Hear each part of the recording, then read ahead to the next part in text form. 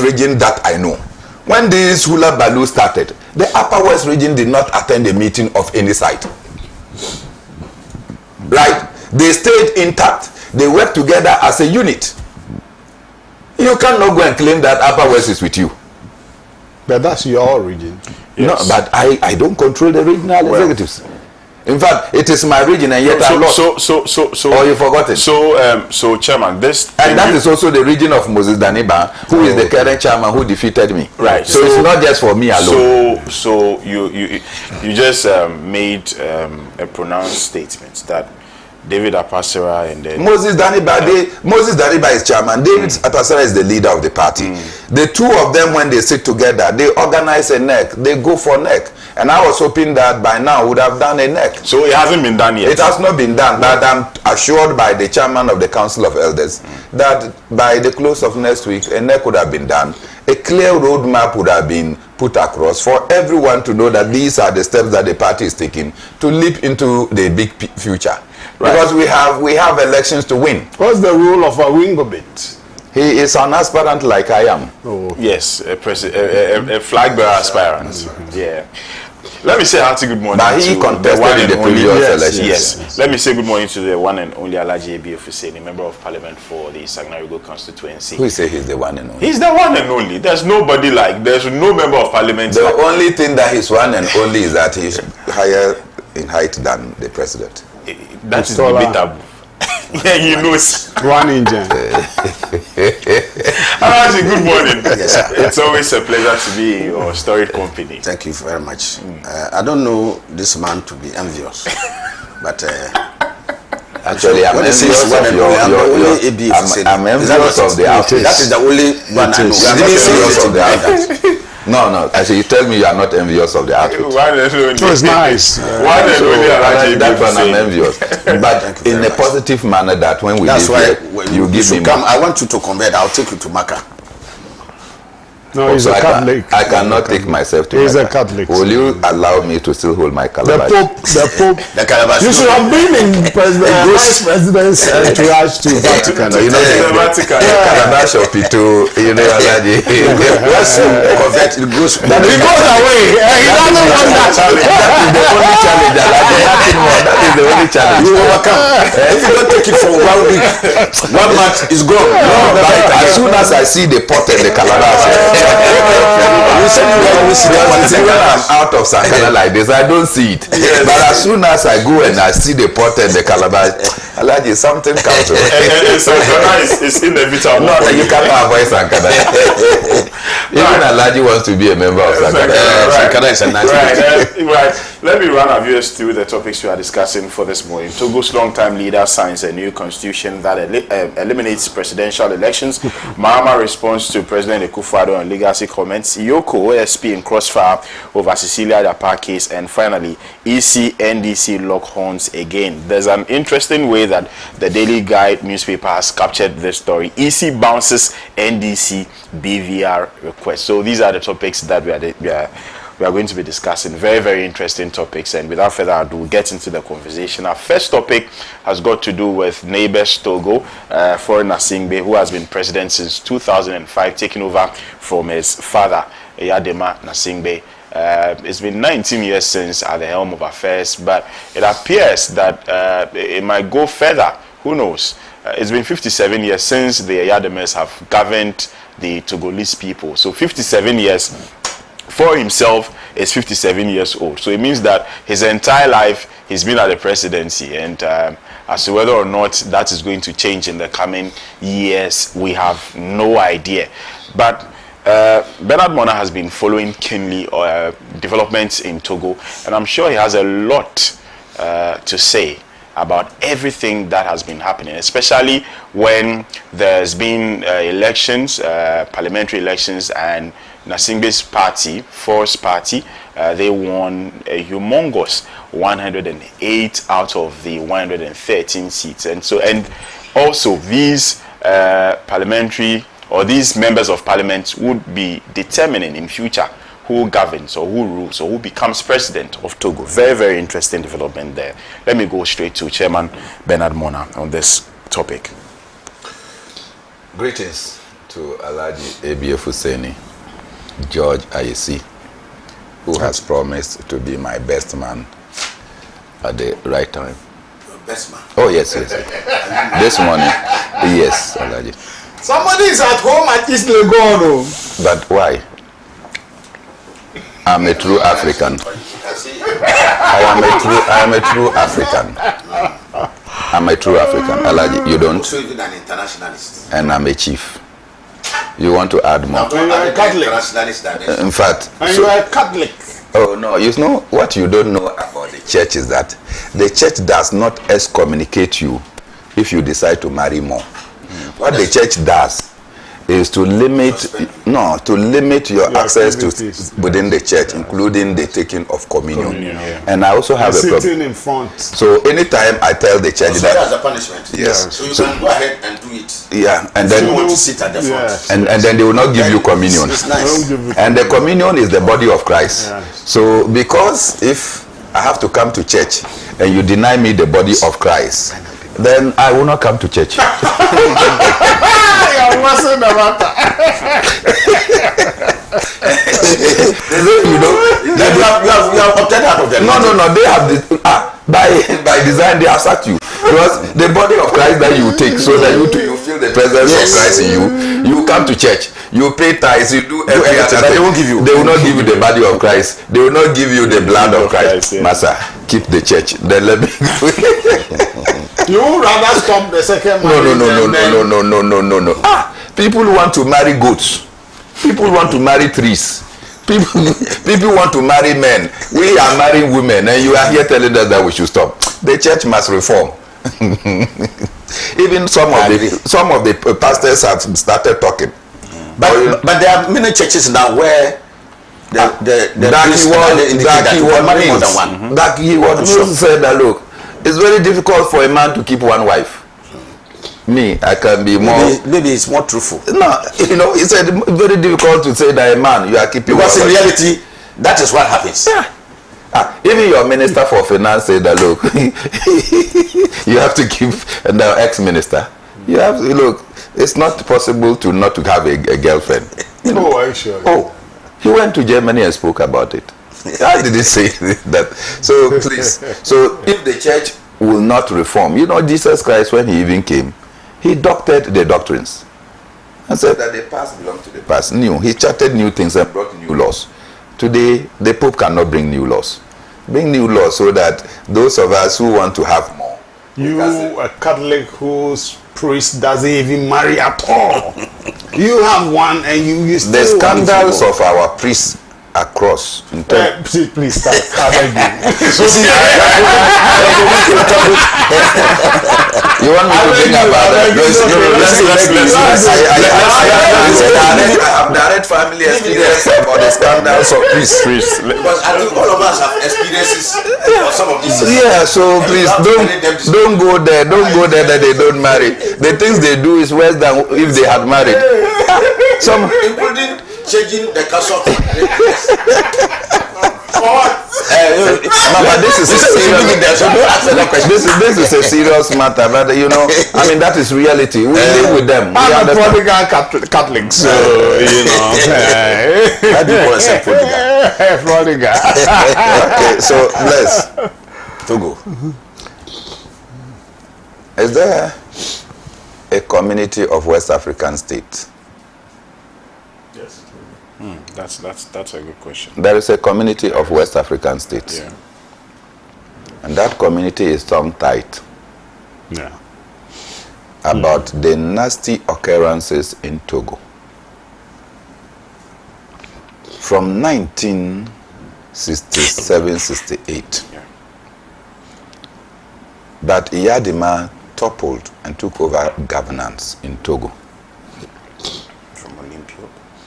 By 1992, the same year, Ghana returned to multi-party constitutional democracy with 4-year, 2 terms for a president.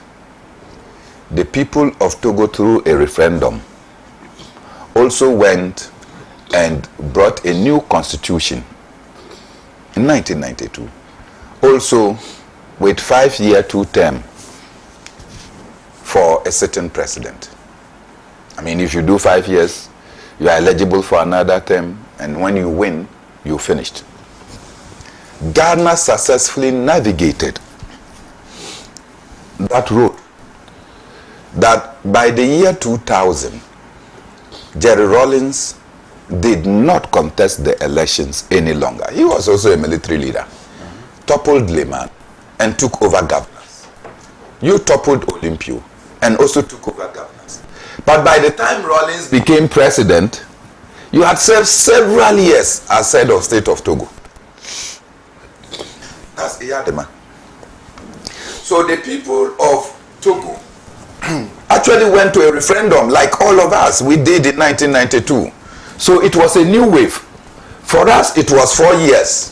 For the people of Togo, it was 5 years a term. When the first 5 years came, Nyasimbe Iyadema chose to go and extend his term in office. And there was a community of West African states. That community was not proactive. So the man continued. Ghana changed. For the first time, we changed from one political party to another political party with a new person. And that's how John Agyekum Kufuor became president. The people had to work with Iyadema. They worked with Iyadema until 2005, when by some strange reasons, and for me it's not strange, Iyadema died. They were rushing him to France. They could not go. When the situation was getting worse, they were rushing him back to Ghana so they can get immediate attention before they can go. And the heir died. So communication was done to then, I think Ecowas president was, what's his name? President Obasanjo and President Kufuor. Immediately, Iyadema died. The military installed his son, who was then minister responsible for communication. And at that time, he and Kandapa, I'm sure you can understand how their hobnoship started. Because Kandapa was also responsible for communications in Ghana, and Four was responsible for communications in Togo. So the two of them will meet at conferences and what have you. And later Kandapa will become Minister for Interior. So Four Nyasimbe was installed president, not through elections. Just when his father died, they brought him and said, look, you are now the new president. And they put him there as president.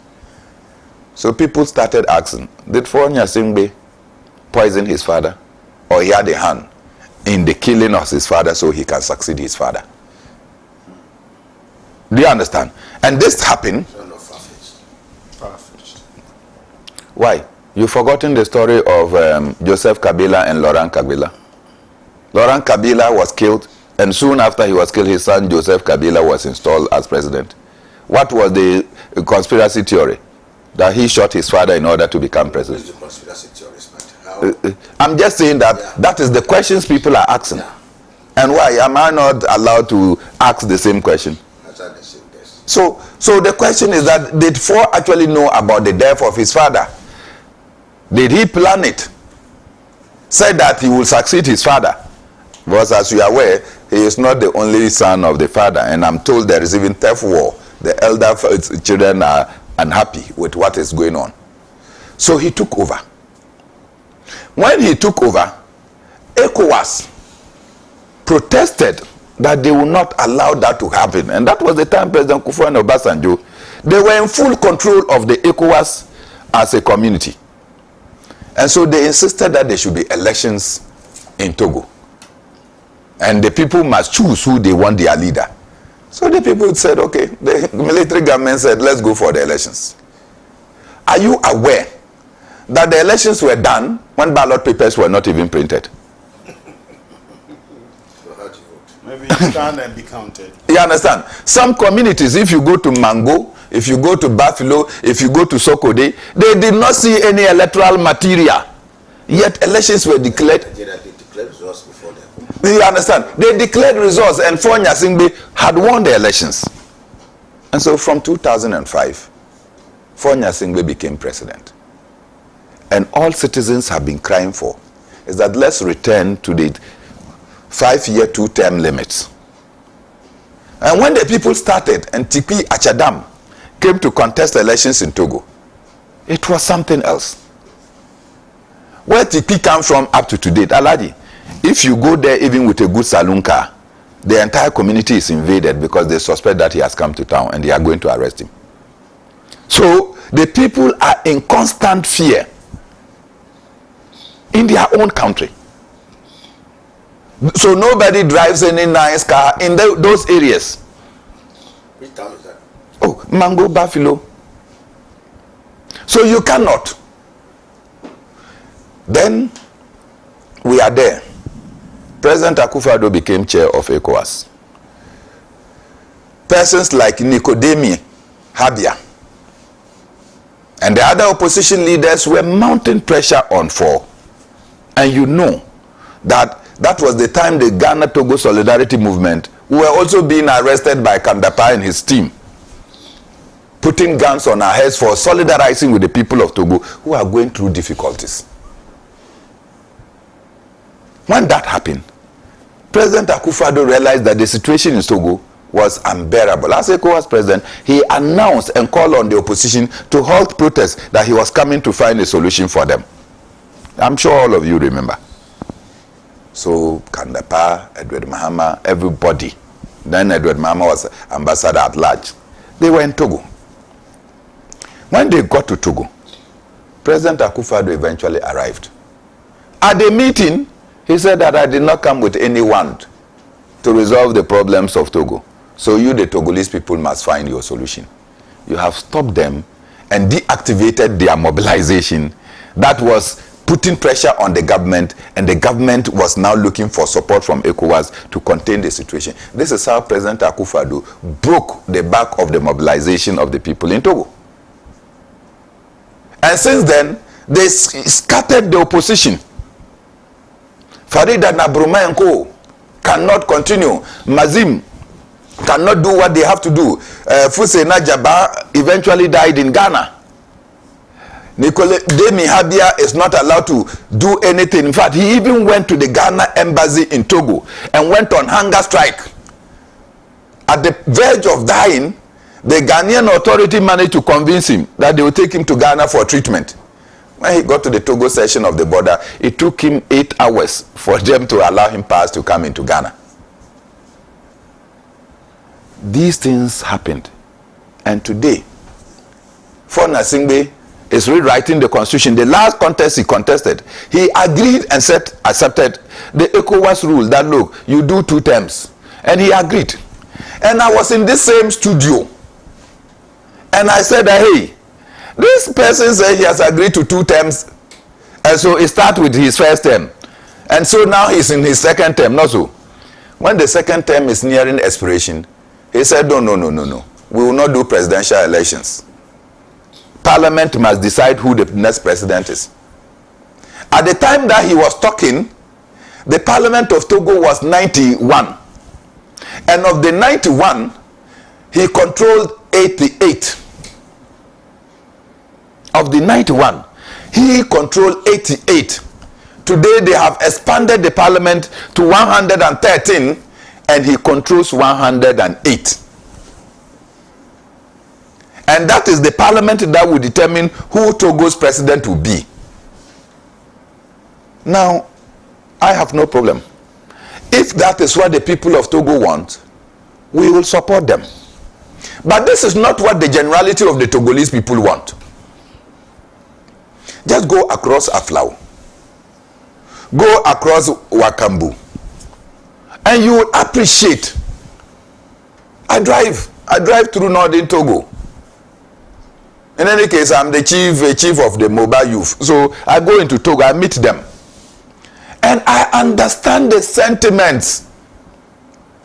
Alaji, look, the least political disturbance as it is now and uncertainty in Togo, young Togolese are flooding the nation Ghana. Not more. You know the consequences. They are flooding our nation Ghana. If you take the number of Okada riders that are in Ghana, I can on a rough estimate tell you that 60% of them are Togolese. 60% of them are Togolese. They have fled from the difficulties in their country and they have come here. We welcome them. But do you know the implication on the limited resources that we have? It will overstretch our sanitary situation, our accommodation situation, our electricity and many others, because these are not people that you plan to receive. And they are here. And because they are here, Alaji, go to Cherponi, go to Sankana, go to Pepra. Do you see that any building that is being constructed, go and check the Togolese carpenters that are there, the Togolese tilers that are there, the masons that are there. They have usurped and taken away jobs that Ghanaians could do. And you don't see this as a security threat. Because jobs that you could do, your people could do, even the menial jobs, they have run away. And they are offering cheap services. And who, in your right senses, will see that there is cheap labor and you will still be depending on high-cost labor? So this constitutes a major national security threat that persons like Kandapa, the IGP and the Minister for Interior should be worried about. Businessmen, and the last Ghana-Togo Solidarity Rally we did, a businessman came and said, look, for the past 10 years, he's been trading, or now it should be about 50 years, he's been trading, go to Togo, buy wares and come to Ghana. Because of the situation in Togo, he cannot go and come easily. So his business has collapsed. He has left his lucrative businesses that he was doing in Togo and he's in Ghana. He is adding to the poverty of your nation. That is a security threat. And so we say these things passionately because one bad leadership in our continent affects all of us in multiple ways. And so I am disturbed. Now, President Nana Akufo-Addo and your community of West African states, you are like this, quiet. But you see, the day of Armageddon, it doesn't come blowing horn. It doesn't come announcing that Armageddon is coming. That day when it comes, we will all be saying that we could have averted a situation. Let not Ecowas rise or raise its voice any day when what we don't want eventually happens in Togo. Because it's like, it's boiling. When it's boiling, it will be cooked. Not so. It is boiling. And I'm just terrified that the way we are allowing trains to move in Togo, when the explosion is coming, we will not be able to contain it. Right, thank you very much. Let me come to Mr. Isi. Mr. Isi. Yeah. Let me say good morning to our viewers and our colleagues. Great Alhaji Dr. Mahmoud Bawumia, the flag bearer and leader of the New Patriotic Party.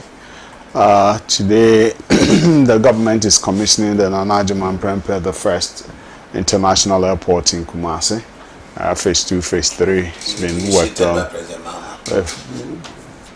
The Prime Mahama did his part, didn't initiate it. The airport was there, so we need to build it and move a hole. You put some box there. Today, go and see the whole airport.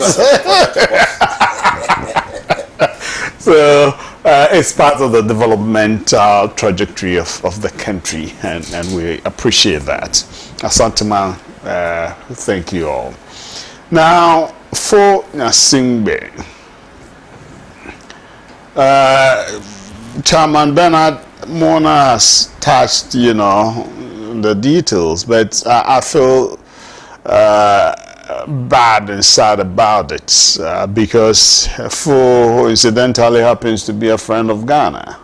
And, you know, President Kufuor's time, we saw the relationship between us, as Chairman Bernard said, about a relationship between not only Kandapa, but with the president then, you know. So, yes, that's how come they had the chance to be able to. And you remember when President Kufuor took office, the first country he visited was Togo.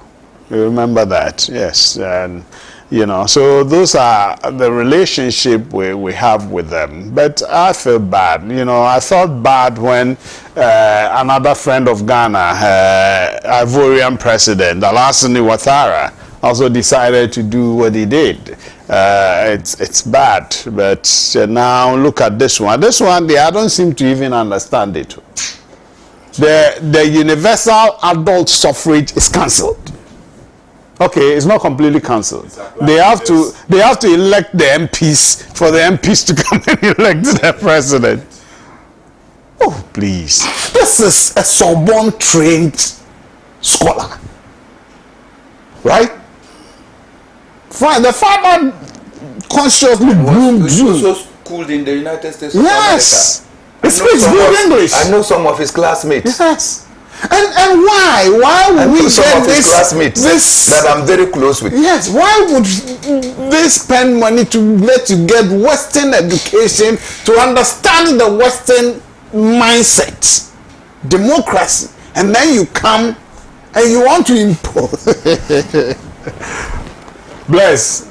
It's sad, to be honest with you, because he's one person I admire as a scholar and gentle politician and co. But unfortunately, he has his. Isn't this the second term? The end of the second term. So why would we be doing this to ourselves? Are you the only wise person, or is the Nasimbe family the only wise family in Togo?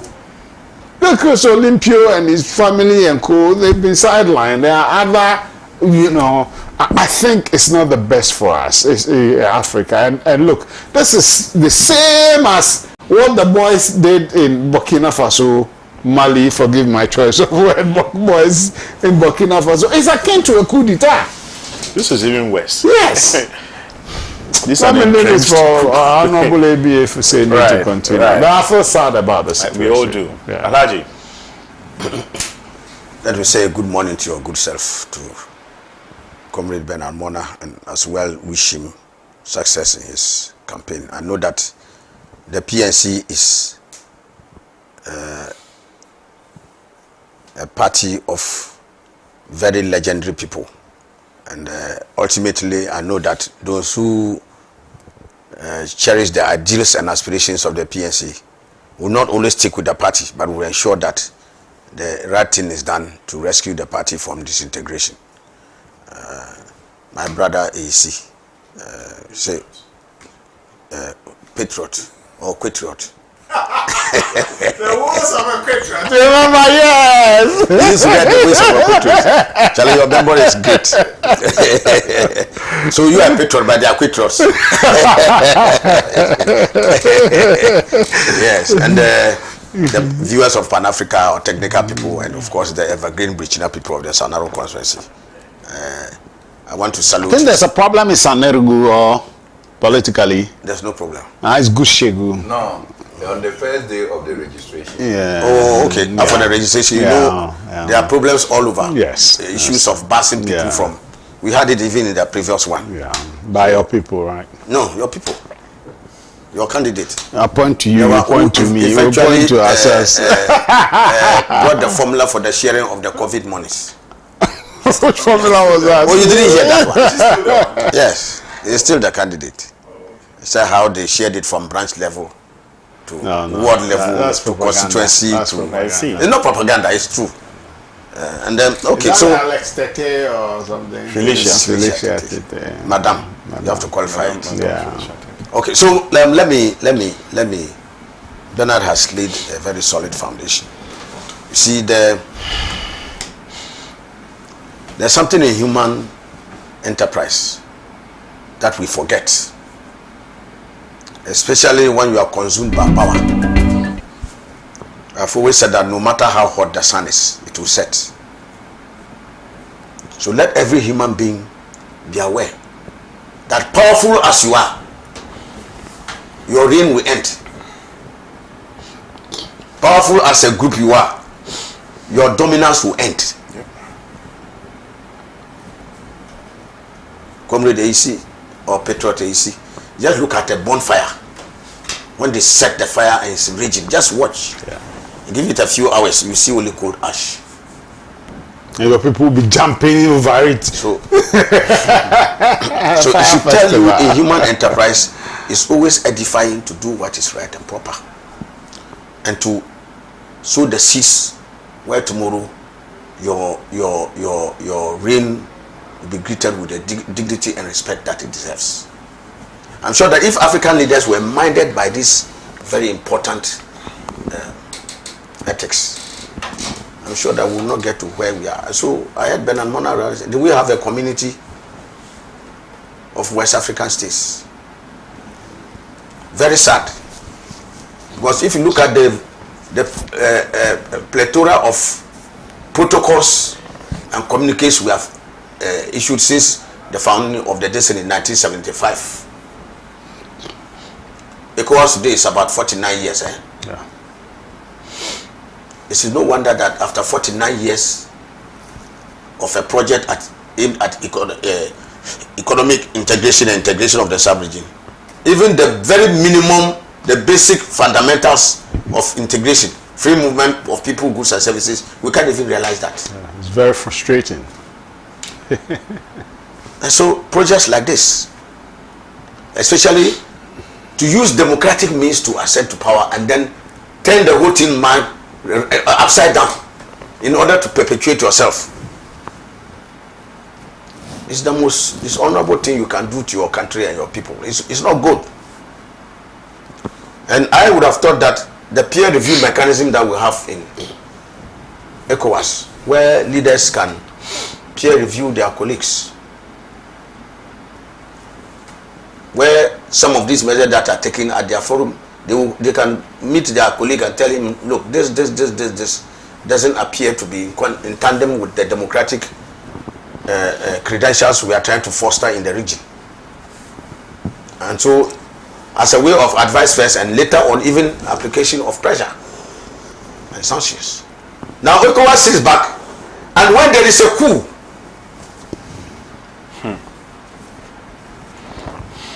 they are the first to be vociferous. And one of the things that I find very funny is that they say, they cannot interfere in the internal affairs of member states. So if a member president is doing anything, they cannot interfere. So if you do have, there's the principle of non-interference. It is in the state, is that not it? Yeah. So if there's a coup, the state has ceased to exist. The state has already been transformed in terms of governance, but it's the same state. So in one vein, there's a non-interference in the internal affairs of that, and something happens again. Now they want to go and interfere. See the double standards and the hypocrisy. And so that's why I find to be very troubling in our sub-region, where the fetters to political instability, the triggers to political instability are glossed over. We seldom look at them until they happen, and then we then rush to go and try to do something. It's akin to trying to collect your sword in the open after a heavy downpour. It doesn't make sense. And so that's why I never get tired of always going back to the vision of the legendary founder of this nation, Osagyefo Dr. Kwame Nkrumah, about the United States of Africa. If we're all committed to just making sure that Africa is one whole monolithic political entity, we will not be having these leaders cocooning themselves into small territories in the name of wanting to advance their own private self-aggrandizement, so that they will use every means to entrench themselves in power. That for me, I think is the... Nkrumah himself faced, I heard it's the last resistance and co. Yes, but today Nkrumah is being vindicated. Yeah. You know, when Nkrumah started the United States of Africa, African Unity Project. There were the African High Command. Yes, all. Now today you see African, all the ideas Nkrumah sought to project in the 60s. His thinking in the 60s is what it has taken for people to see in the 1920s and getting to the 30s we are going into. So you see the vision, you see the difference between Nkrumah and his opponents. He was light years away in terms of vision. And today, some of these things are very eloquent testimony to his vision. And so, if you look at a situation where MPs are now going to elect the president, is that a direct democratic process? Because you see,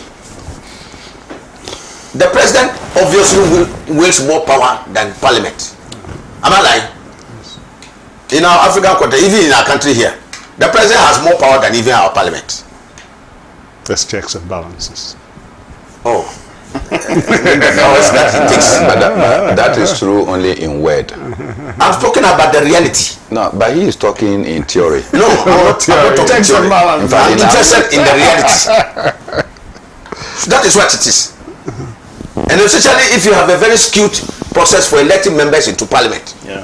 And the playing field is not even in that election. It's more or less of a sham. So you cannot attribute proper democratic tenets and principles to such a system. And so I think that, look, Ecowas leaders must at least say something to their peer. And not only that, because it's worrying if you look at from Sudan, that belt, from all the way to from the east, from Sudan all the way to Chad, to Mali, to Burkina Faso, to Niger, to Guinea, all the way to that coast. You see that long line from the beginning of the west to the end of the east. Military coups, insurrections are happening. So if care is not taken, we are going back to those days. And the acquiescence of African leaders in not standing up to speak and say the proper things to their peers is partly responsible for where we are. And the larger extended body of the African Union. You cannot also exonerate the African Union, even though this is fundamentally an Ecowas issue. Of course, it's within the general body politic of the African Union. And the African Union is also silent. And so, my brother, if you think you can eat a crab in secret, try it, let's see. You can. Because the crab is burning. Once you do, somebody will hear that something is being killed. I never eat a crab in secret. The crabs are not in the northern region. Where did you learn? We have crab. Where did you learn? Yes, anything you have a name for. In Dagbani, we call it Nasanjero. I see. Nasanjero. In the rivers, you have some. Yes. We have crabs. Then why? Nasan. You know that enough there are crabs. How can you say in Sakana there will be crabs there? No, because of because there are some streams in Sakana. Yes. Because of the dam. Yes, there are crabs. But where you come from, there is no dam there. Where? Where I come from, there are no dams. There are no rivers. So well, we gave you one village, one dam. So yes, I knew which dam even in the rainy season but on the water situation in Tamale is terrible. It's terrible. Very, very terrible. Not only in Tamale, generally in the north, in Damango, in many places. Terrible. They are all look, if you see people carrying motokins and then what is now known as 4 gallons, moving to go and fetch very brown water. Yeah. Particularly when you pass the Dungu road and you are getting out of Tamale, you feel sad. Ghana Water has had a multiplicity of problems. I know that my very good friend, Dr. Brimer. Clifford Brimer, Yeah. He tried to do a lot to try and help, but I'm sure that the problem is multifaceted. But we'll get over it. Back to this thing. So I think that not to spend too much time, but this is a subject matter of a very long discourse. It is important at the end of the day for the Togolese people to find ways in which all of them can dialogue to get this problem. Because if that undemocratic tendency is allowed to fester, I'm afraid we may enter into the regime of political instability. And that instability, like Bernard Mona aptly captured, is not good for Togo, it's not good for Ghana.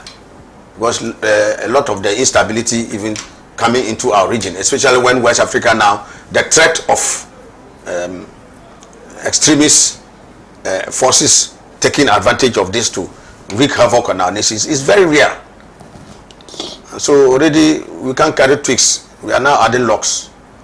I think that is a very scary situation that all of us have a duty to work together to resolve. I saw when President Ford came, a very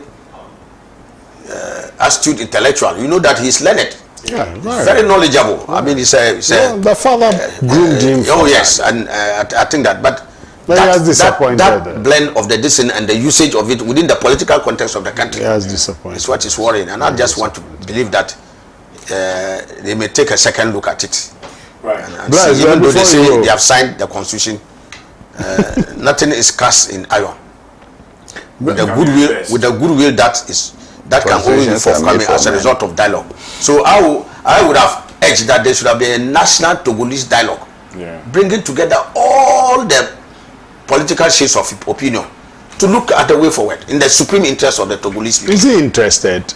So that's the question. The power question. If it is just only for power grab and the power ambitions, and the sad aspect is that, like I've always said, a blazing fire ends up with coal ash. Right. And so we should be cognizant that if the tables turn and it comes on tomorrow, what happens? But before you know about time, I don't know. We need to think about it, all of us Africans, because like our psyche is about the chieftaincy type. You sit on the throne and it's for life. No, that's the kind of mentality the politicians. Even the chieftaincy, as you know, if you violate some but the psyche you are is removed by a certain process. That is one. Number two, the chieftaincy doesn't mean that when you die, your son should succeed you. No. I'm not. Do you understand? In this instance, that is what. But it's the soldiers that did it. But I'm talking generally for Africans. You know, when we ascend the throne, Rollins became an exception because people didn't believe he was going to go.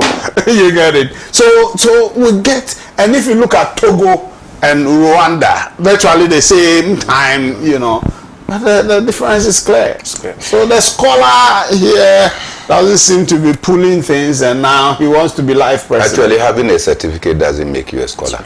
Well, so we should be careful. He's a world trained. He's a scholar. Well, he's a scholar. I mean, he's a scholar, but as to whether he's going to put master's degree, put what he has studied into practice. You know, we have seen people that are actually teaching at the university. But sometimes when they speak, it's okay. Professors, that's why there's a difference between knowledge and wisdom. Right. Let's give one proverb for that. I've been reading a few messages. Bless. Power always makes African leaders think they have all the sense. It's very sad to hear someone who has gotten his education in the USA and behaves like that. The Togo president must be cautioned, or before anything untoward happened. I'm Thompson from Ejumako as a son in Ejumako in Siam constituency, Central Region. Greetings to Honorable Akufo-Addo, the minority leader. Thank you very much. Mr. Akufo-Addo around? He's been going to court. I understand you have one week on the ambulance to pay some 2.something million. The ambulance issue. But you people, what has happened to your return to the Bank of Ghana? You have not been found culpable. I say, what has happened to your return to the Bank of Ghana? To protest? Yeah. But you are the monkey, so you should know. Because I'm totally devastated, because it was the minority who raised the call, and then Arise Ghana came to back them. We cannot be mourning more than the brief. I'm not sure. I'm sure. And then we promised a return. We did.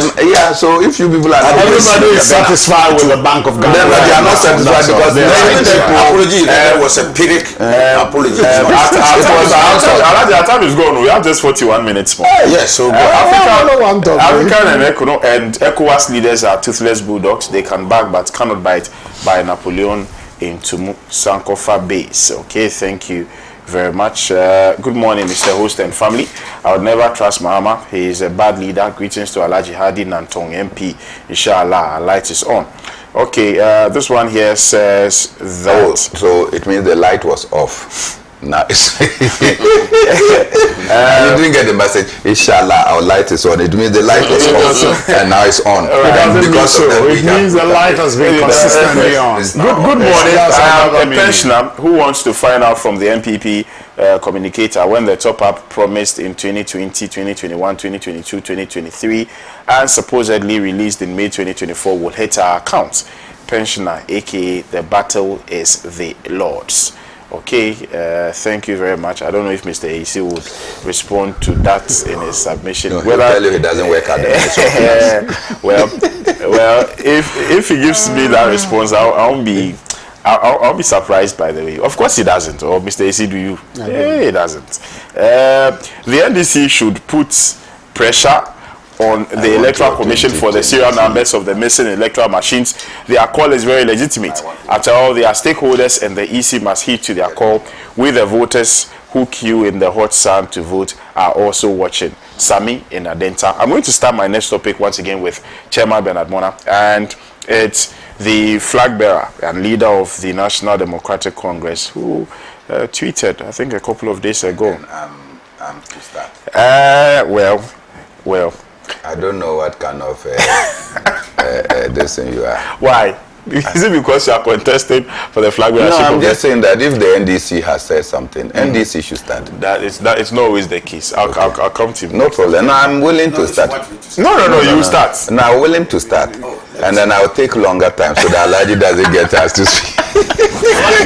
you know, Alhaji actually has no problem when you speak for long. Okay. I know he doesn't. I don't speak for too long. Right, so it's a back and forth with regards to that legacy comment by the president, where he said that Ghanian shouldn't vote for the former president, and if he does, he would undo some of the things he's done as president. He is going to taint his legacy, is going to derail his efforts, and so do not vote for him. The former president came back to rebut. He came to respond. He tweeted and says, yes, I'm going to undo your legacy of corruption, nepotism, a few other things that he mentioned: ineptitude, arrogance, misgovernance, and inflicting more hardship on the general populace without making any meaningful impact. So yes, election year, of course, we expect that these salvos and jabs will be traded amongst the political parties. Chairman Bernard Mona. Wow. It's exciting times for the people of Ghana. President Akufo-Addo's initial comments were that he will not hand over power to the person he has defeated twice in an election. In another comment, he stated that the people of Ghana should not make a mistake to vote for someone who will not protect his legacy, and that voting for John Mahama will mean an obliteration of his legacy, and therefore they should vote for one person, Dr. Mahmoud Bawumia. This is the summary of what President Akufo-Addo had said. And of course, you have read the tweet or the X of President Mahama, who says that he is not in a position to protect a rotten legacy. Now, I'm just wondering what the two are involving. You see, the collapse of the Ghanaian economy and our continuous dwindling fortunes, that we are increasingly having unemployment as our second national anthem, is because we all, after the overthrow of Kwame Nkrumah, I have decided that we will play passive instead of active role in the governance of this country. And so, for instance, one of my pains is that we decided that we'll sell off state assets, right? So we constituted a divestiture implementation committee that will be responsible for identifying profitable state assets and selling them off to crooks who style themselves as businessmen and women. And we have sold more than 400 state assets. These are things that succeeding governments inherited from Kwame Nkrumah. The best we can do is to sell them off. And anytime you sell off, we are told that the state assets are not making profit, that management is inefficient, that A, B, C, D, and it has to do with those who manage the affairs. I want Quitrot IEC to advise that you own this building, right? And you rent the services of a cleaner. And the cleaner comes and the place is filthy. She doesn't know her job well. Your sense is that in order to make the place more decent, you should sell off that building. Is that how reasonable we can be as a people? When you can fire that cleaner and look for a proficient cleaner to come and take over and do the cleaning services so you can have your property, you decide to sell off. So I give you recent examples. You see, since you came to this studio, how much data have you consumed? All of us, how much data? You are still on your phone. How much data have you consumed? So, and you are not the highest consumer of data. Yeah. So let's take yours as the average and multiply by just half of the population of Ghana and see the amount of money that within the short period that we have sat here, Ghanaians have sent to the telecos. And that goes to the telecos, and all we get is royalty and taxes. And they take supernormal and humongous profits. Then they go and they are playing golf in Australia and other parts of the world. And we are here bending our backs. That is the situation that we have. None of our recent leaders is thinking about how we can reclaim the lost glory of our economy. And then you are here to protect a legacy. But which legacy is President Akufo-Addo talking about? That legacy that he says that he wants Bawumia to come and protect, and Bawumia is running away from. Bawumia is running away from your e-levied legacy. Right? Bawumia says, I will not protect it. When I come, I will actually cancel e-levy. Is it not part of your legacy? Bawumia comes and says that the current tax regime that is in place, when I come, I will cancel that tax regime. It's a poor tax regime. It's not your legacy. The vice president says that when he comes, the current educational policy that is in place is a terrible one. I am coming to review it. Right? I think that the review is an abominable word to the MPP. But Bawumia now says that he's coming to review it. So it means that that legacy that you want to be protected, even the person that you are anointing to come and protect is running backwards. It doesn't want to get closer to that legacy. That legacy that you are talking about is a legacy where you have decided that you will become an albatross on constitutional processes. Who wants to protect that legacy? Look, time-tested constitutional processes that when Parliament passes a bill, the bill is immediately transferred or transmitted to the president. The president has about 3 options to make. You, through your executive secretary, says that Parliament don't transmit a bill to me, curtailing the constitutional processes. Who want to come and protect such legacy? Even the person that you say should come and protect, the person say he is running away from that legacy.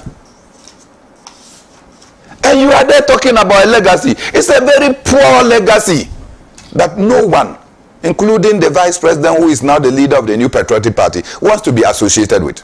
It is a legacy where processes for awarding contracts in Ghana is thrown to the dustbin under your watch, and the people who caused it, you have protected them. Some of them have become MPs. You remember, Moving Pina went and took contaminated oil of 5 million liters. That was supplied to Moving Pina, and this is a state selling. And why? For the simple thing, I see, and all of us know this. You must have a registered business in order to do trading with Ghana government. When you have a registered business, you must have shown proof that you have paid your taxes. So you get a tax clearance certificate from the Ghana Revenue Authority. You must have shown proof that your workers, you have paid their contribution to Senate. You must have a labor certificate. And above all, you must have a profile that indicates that what job you are asking the government of Ghana to give you, you've done before, and therefore you can do. You have a company that was not formed, Moving Pina. They got the oil. They sold the oil before they went to the Registrar General now to go and register as a business. These things happened under you. Is that the legacy you want anybody to come and protect? Our president is not ashamed of shame. Our president simply is not ashamed of shame. Because clearly, if you come from this background, and that even the person that you supported willy-nilly to go and be your successor, say that no, I have to retreat from your record. And then you still have the chest, I will not say the balls, to stand before the people of Ghana to say that you have a legacy to be protected. No. In fact, that legacy is a legacy of deception. Except you want any successor of yours to come and continue to be deceiving the people of Ghana. Didn't the president and the vice president assure us that they were not going to borrow? And that yet Isikaso and so comes there, to which we are sitting on money and yet we are hungry as a result of bad leadership. Today, look at the levels of borrowing that President Akufo-Addo and his government has involved us. Borrowing that they are not in a position to pay. In fact, they have cleverly shifted the payment of the debts so that future governments will come and pay through what they call haircuts or domestic debt exchange, and now they are engaging in the international and foreign debt exchange. Right? So clearly, they have shifted away. This is the legacy you want to be protected. You know, I feel sad. I feel sad that the leadership that we want in this country has eluded us for quite too long. Yet, citizens of Ghana continue to follow those who have stolen from us and are using the same resources to come back to treat us with disdain. And you know, we're told about the story of one of our Soviet leaders, that I think it was Stalin, who one day the people were saying that why our people are complaining, things are not working, and it's getting to an election year. And he was sitting at the table chairing the Politburo. At the end of the day, he asked them to bring him a fowl. And when he was sitting at the table, as everybody was talking, he was plucking the feathers of the live fowl. Took off every feather. And you saw blood oozing. That is pain and punishment he has inflicted on the fowl. When he finished, he left the fowl, thinking that the fowl will run away and will not come back. He just took some grains and dropped them. And the fowl started picking the grains and getting towards him. This is exactly what President Akufo-Addo is doing. That after inflicting so much pain, after lying to the people of Ghana, after deceiving us to such levels, after frustrating many contractors, some of them have suffered stroke and terminal diseases, after ensuring that even pensioner bondholders have to suffer, he still has the chance to come and tell us that he has a legacy. Right. I've been to Togo several times, and the people are terrified of that tyrant, Yadema. They say if you criticize him, in the day, be sure of a visit at night. I believe if Nana had a chance, he would do same because he's naturally a dictator. A good number of Ghanaians would also beg to differ on this one. Ken Williams says, President 4 is having a field day because he has partners in crime in West Africa like Ouattara and Akufo-Addo, who slaughtered citizens and rigged elections to hijack power or hang on to power as witnessed in 2020. How can armed robbers advise a pickpocket for stealing? It's not possible for Ecowas leaders to condemn for because birds of the same feathers flock together. Nasir Mohammed says Nanado has destroyed every institution of state with partisanship and vindictiveness. His legacy is arrogance, nepotism, and corruption. He's afraid to hand over to another person because he's afraid of accountability. Kwekudia posed the question, where did we go wrong as a country? I'll take this final one from Kennedy Nana Apia. I'll read the remainder later. He says Paris has been loudly silent about the misgovernment in Lomé.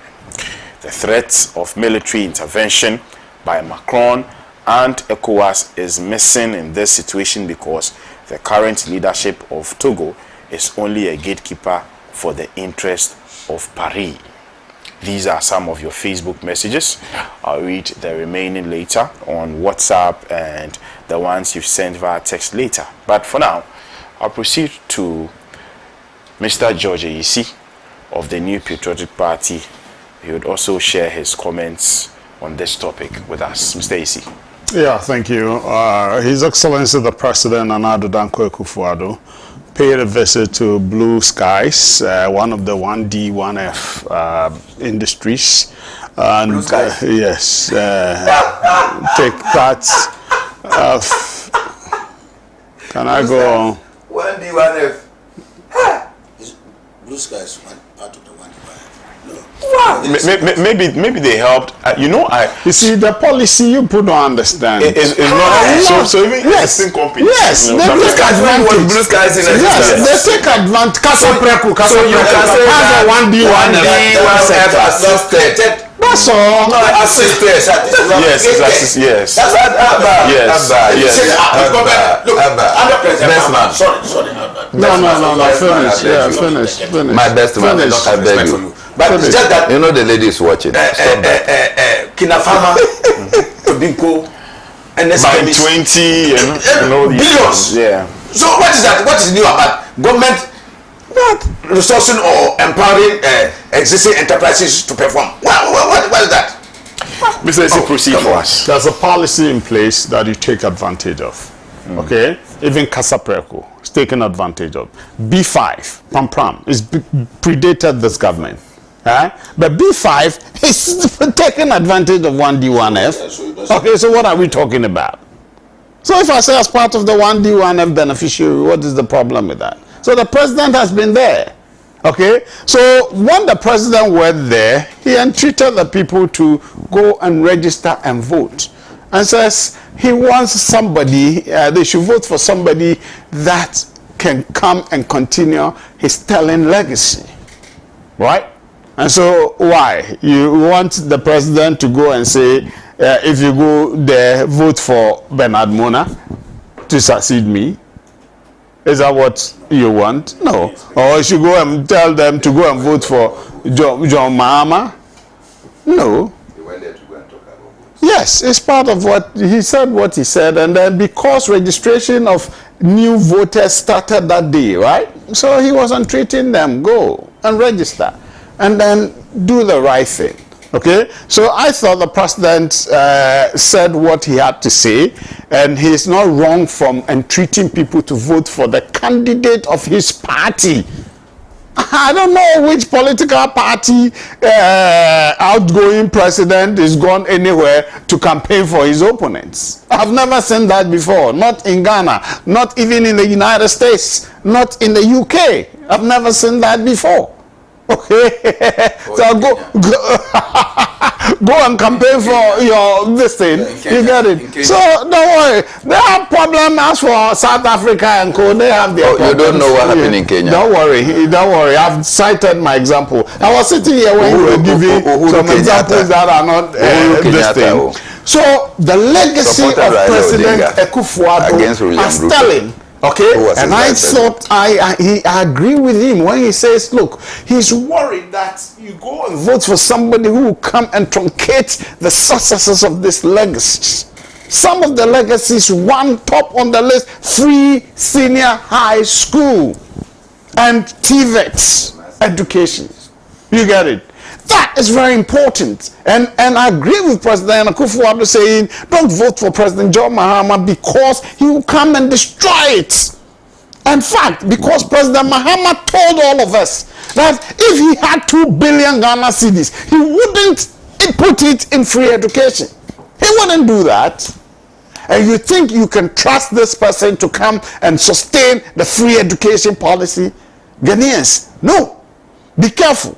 The legacy of one district, one factory, with 169 of them up and thriving, with 170,000 job opportunities created for young people.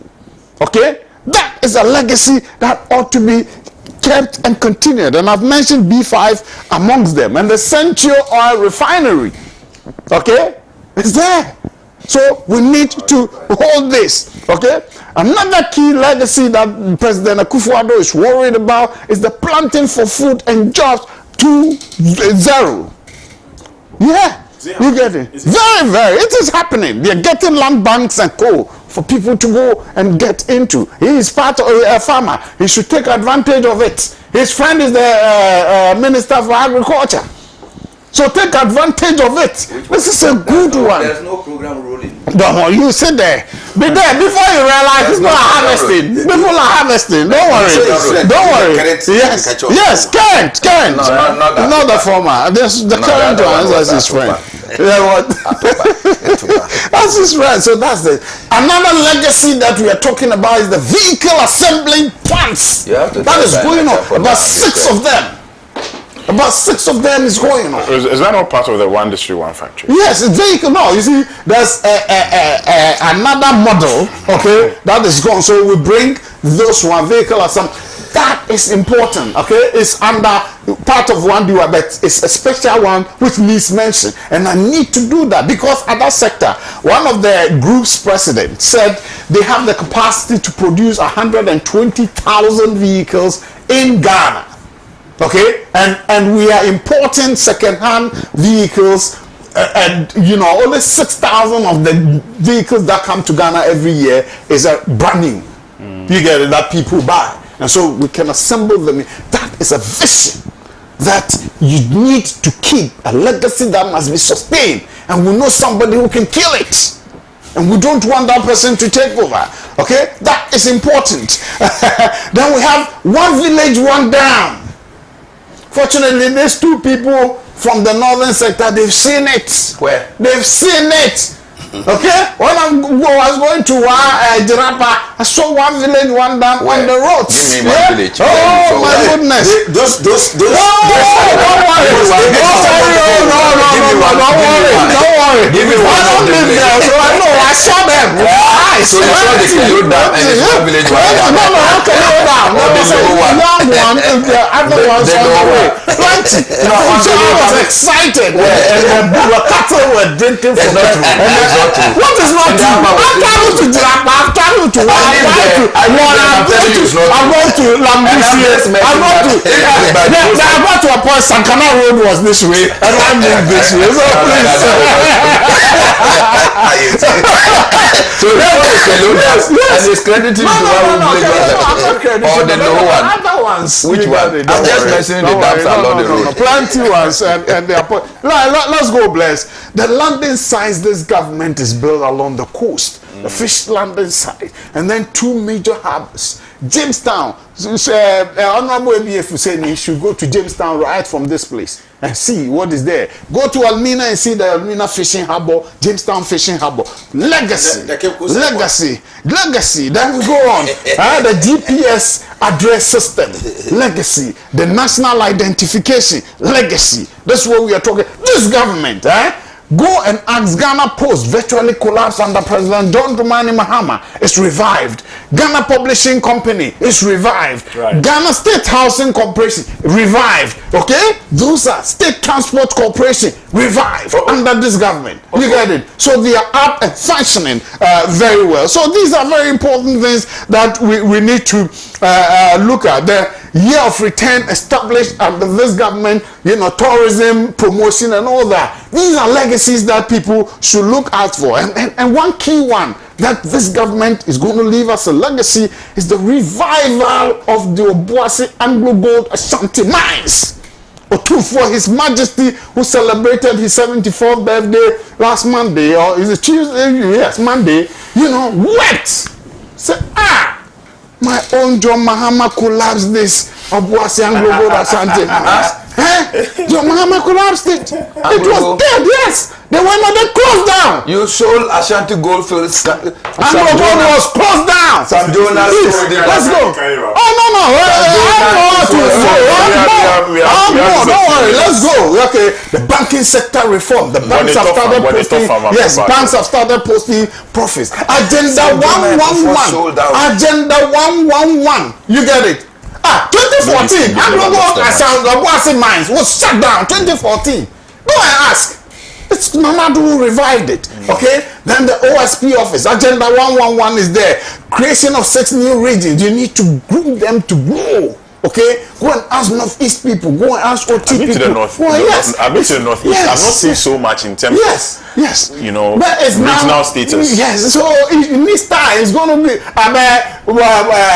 Upper West when it was created. It took some time from 83 or thereabout, to get to where they are. We have to. You see, Danado said, "Yetisikaso esho accommodate." You know what? This the Ghana Integrated Iron and Steel Development Corporation, and then JADE, Ghana Integrated Aluminium Development Corporation. These two, are sectors of mining that this government is developing. All the structures and code has been put in place. We need somebody, and one of them has over $6.5 billion to be invested there. When we do proper work, it's going to bring out, and we'll use that to build our country. These are the visions that we have. Okay, the Minerals Commission of Ghana is creating offices in almost all the regions. Okay, that is important. So because mining is important, and we need to do mining in a way that will protect our water bodies and our forest reserves and co. These are things that Mamado is talking about. The 110-kilometer pipeline, gas pipeline from Chiabo Prestia to Amumaso in Ashanti region. These are legacies. Okay, so people, opportunities that this government has created for us, and going forward, we need to look at that. Matters of corruption, using digitalization to work on, Ghana.gov and co. Revenue collection and co. Taking human interface out. These are the vision that we have. And Dr. Baumia is coming to continue with that. And look, I can go on and go on, and I tell you, this government, I am proud of the achievement. Rounding up, over almost 12,000 kilometers of roads constructed under this government in 7 years. So this one is from the white book? Yeah, no, this is a parliamentary document. Here's one. Okay, as compared to 4,700 kilometers in 8 years. Thank you very much, Mr. AC. We need to protect this legacy.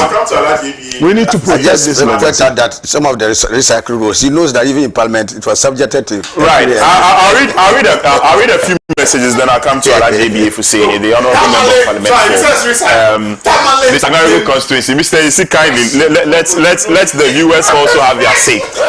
This one here says that I congratulate His Excellency John Dramani Mahama for his response to Nana Addo Dankwa Akufo-Addo's legacy. Nana Addo Dankwa Akufo-Addo murdered education in Ghana and will sleep no more. I'm saying this because when politics dominates education, education is bound to die a natural death because non-professionals in education take and implement educational policies. Mohammed Abubakar Sadiq, in Tamale.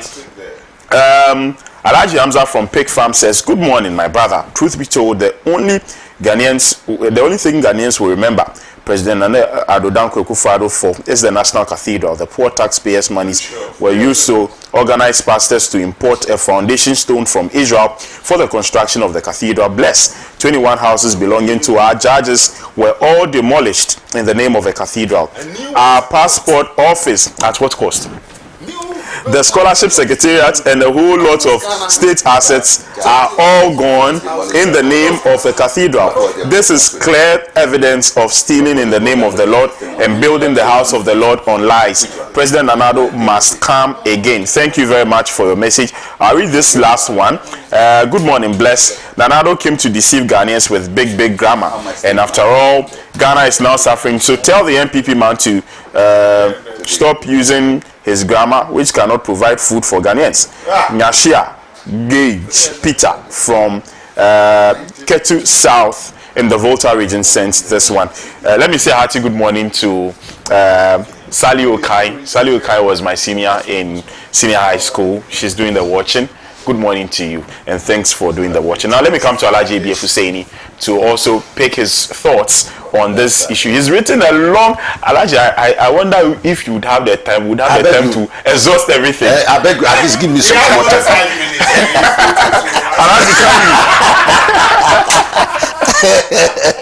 I know the dance of a cockroach cannot please a fowl.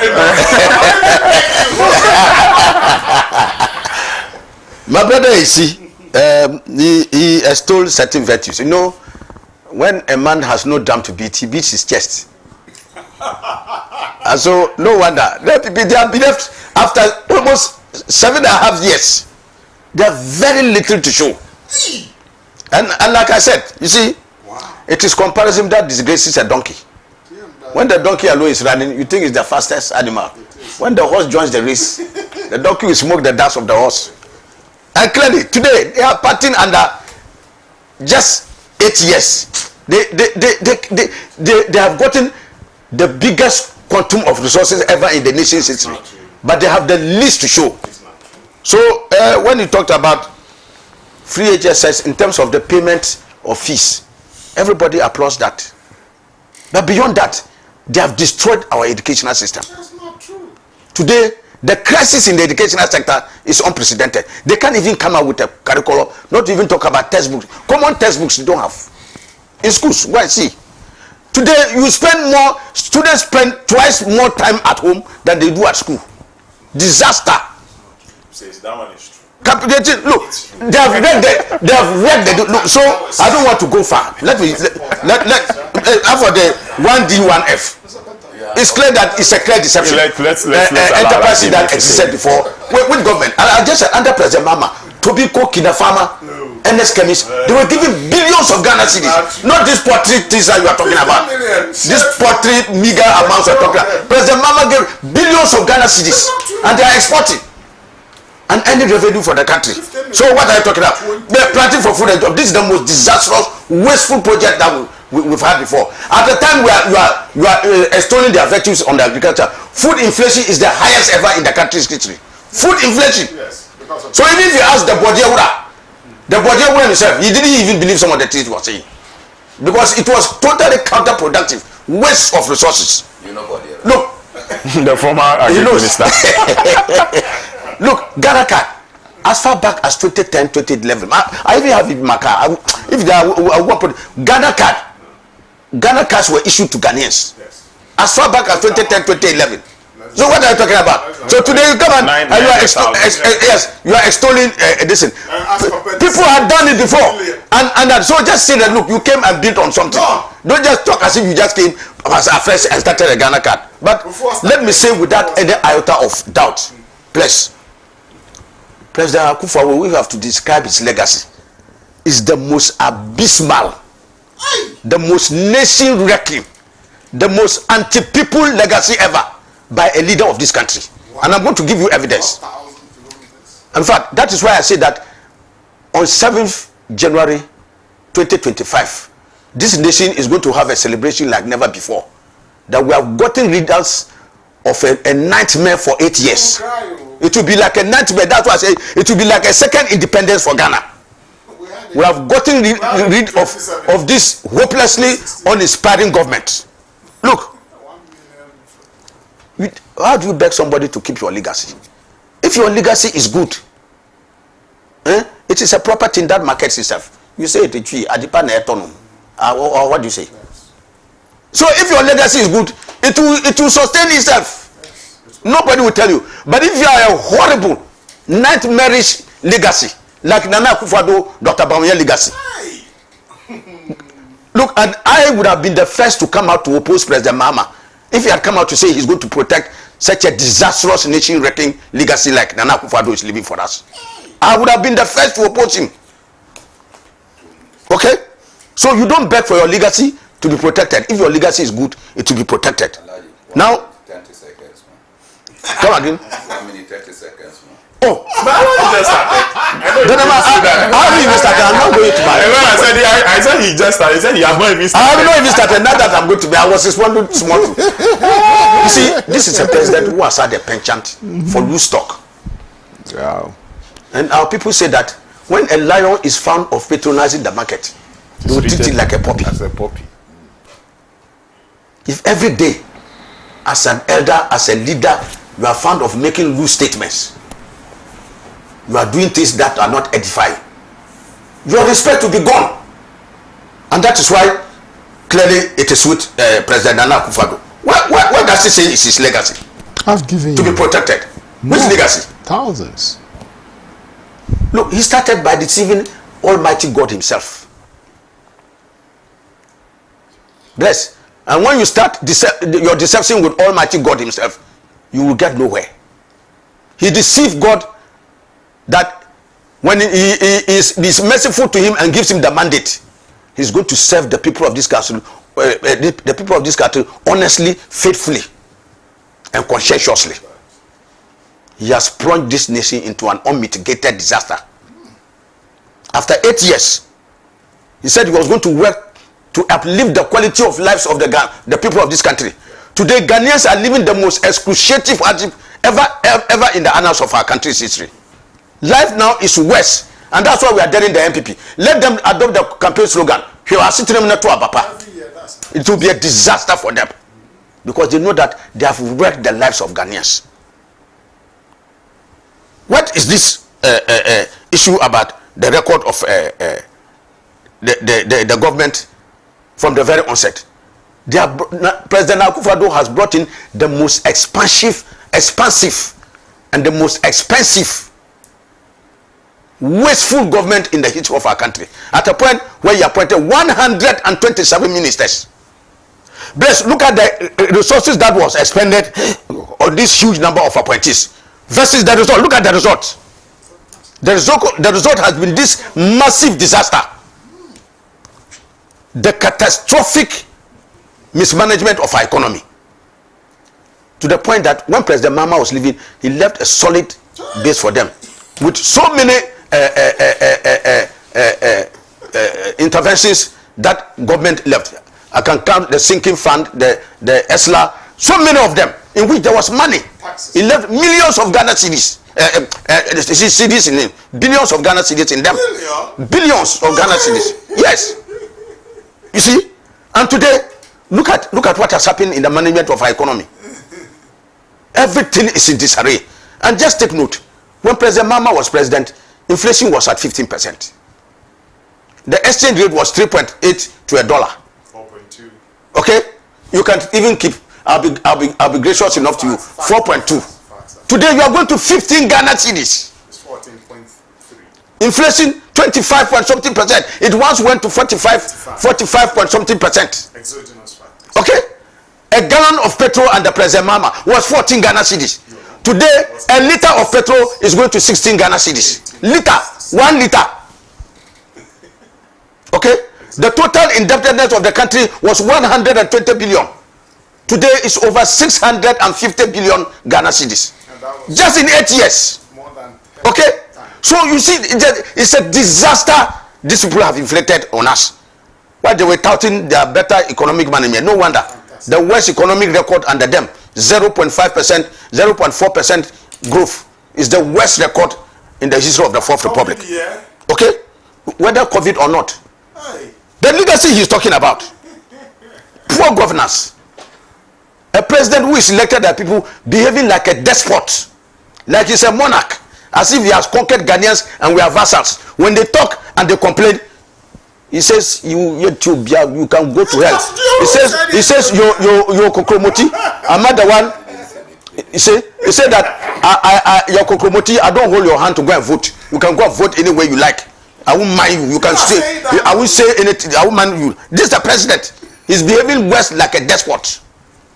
He says you not even mind Ghanaians. You are talking about corruption of an unprecedented magnitude. Under the watch of Nana Akufo-Addo, he has earned the unenviable title of the chief clearing agent for corruption. And this one, I'm not the one who said it. Why said the name Tama? Martin Amidu. Why said the name Tama? Martin Amidu, whom he appointed as special prosecutor, described President Akufo-Addo as the mother serpent of corruption. It's for propaganda effect. This one, you appointed him. This one is not NDC for you to say that. Party's election. AC. Yes. It was not NDC who appointed Martin Amidu. Who appointed him? He was playing your game for you. No, I'm saying you appointed him to play our He was going to be a nationalistic person. You appointed him to come after us, and then he went at it. He described President Akufo-Addo as the mother serpent of corruption. Propaganda. Master, you already know what a mother serpent is. Not even talk of a mother serpent of corruption. Is that mother serpent corruption tag that he wants President Mahama to come and protect? Huh? You want President Mahama to come and protect this thinking mother corruption title he has earned? David, it will never happen. Look, under President Akufo-Addo's watch, he and Dr. Bawumia, bless, listen to me. No, go under on. his watch, Elijah, I'm listening. under the watch of he and this, we have had unprecedented galamsey destruction of our environment. To the point that a minister under President Akufo-Addo issued a report, okay, detailing the ravages of galamsey and government appointees and party apparatchiks. Your government gave up. MPP leaders. Your government gave up. President Akufo-Addo's appointees, okay, and party apparatchiks. Some of them are party leaders and others that they are doing using the state machinery to do galamsey and to destroy our environment. Today, bless, you know that today our cocoa production has plummeted to one of the lowest. Yeah, you killed it. Okay. You killed it. I'll give you the evidence. For 8 years. You killed it. You see, today we cannot cutting down even some of the forward sales of cocoa that we have done. 15 years old. People are uprooting cocoa trees and doing galamsey No, under that's your a watch, different one. That's a different including MPP party leaders. No. Because you said what? Party here sika. David. Party here sika to go and do campaign. Okay, you can see what does it say. We are talking about a very offensive touch on. You are not responding to them. Friends and family government. Never in the annals of our country's history have we had that level of Ghana's both sides nepotism to a brother. Nepotism like never before. Akufo-Addo's friends, families, chicks, baby mamas, and others. They are all. So what Bronis and others, they are all part of this government. Never in the annals of our country's history has governance sunk so low, where it is just limited to the bar. And Bawumia. If you look at the issues of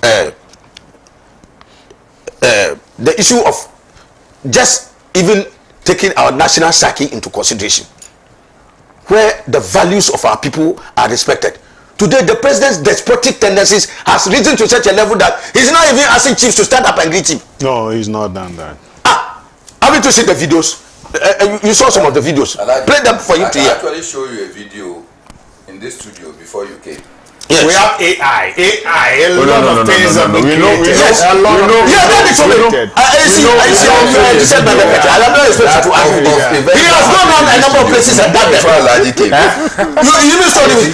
You saw a chief. Get up. I'm Get saying up. that I can show you a video of events that happened in this studio before you came.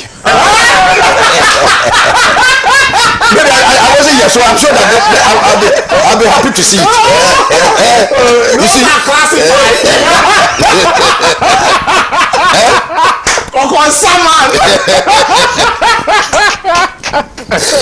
you see, remember.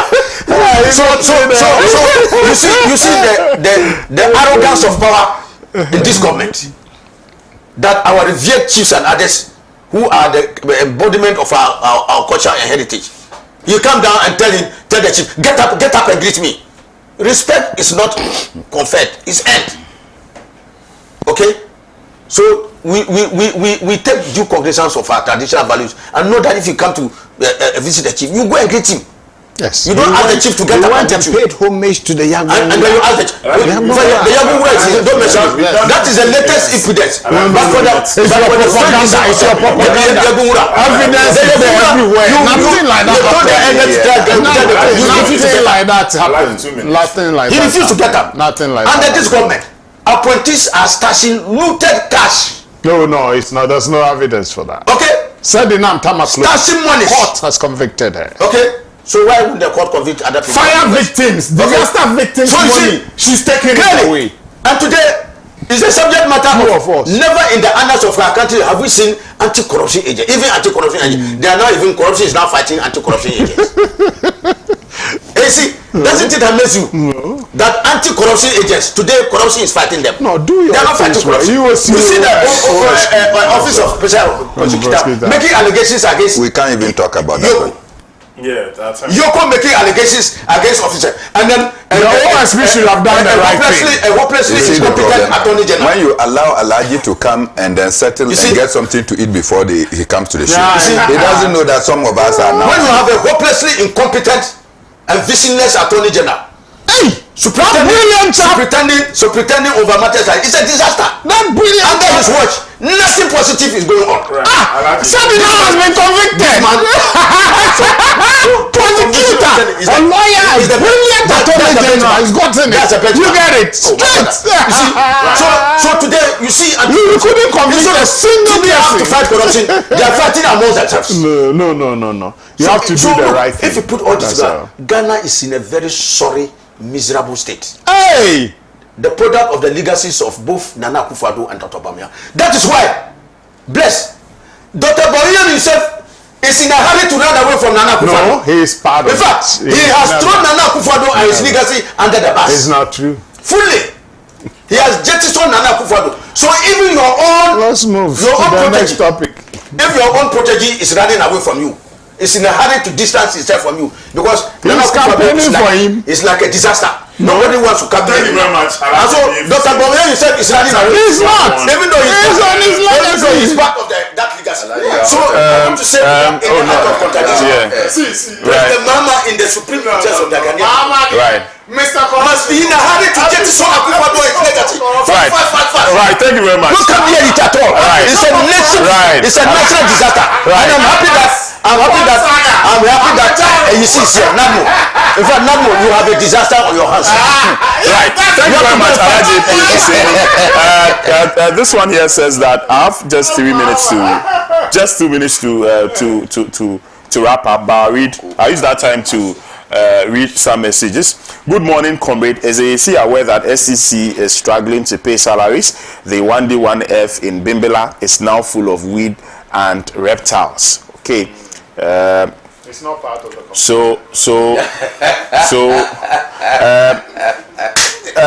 if Mr. Isi says Martin Amidu was doing the bidding of the NDC, that did not appoint him, what does he make of Kesi Ajaben's frustrations? Yes, he said Ankwanoma. Yes. He sang. Good morning, bless. Good morning, bless. Kindly, Mr. AC, kindly. Let us hear from our viewers also.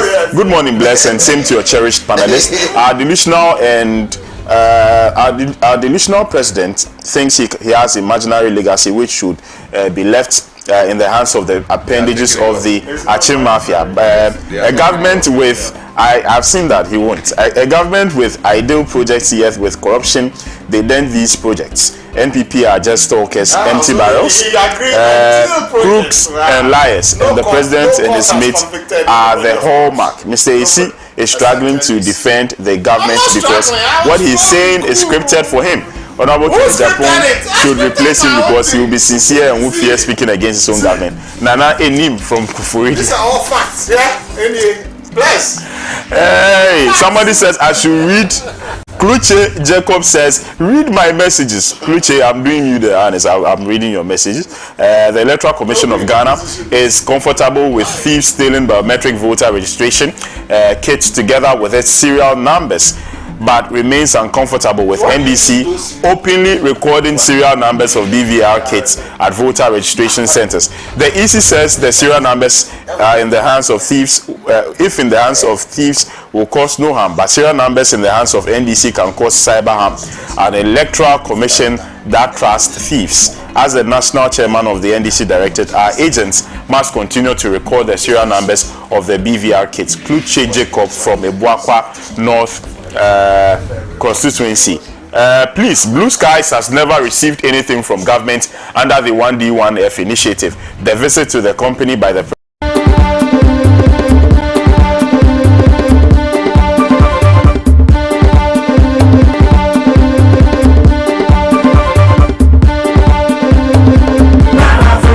truly African.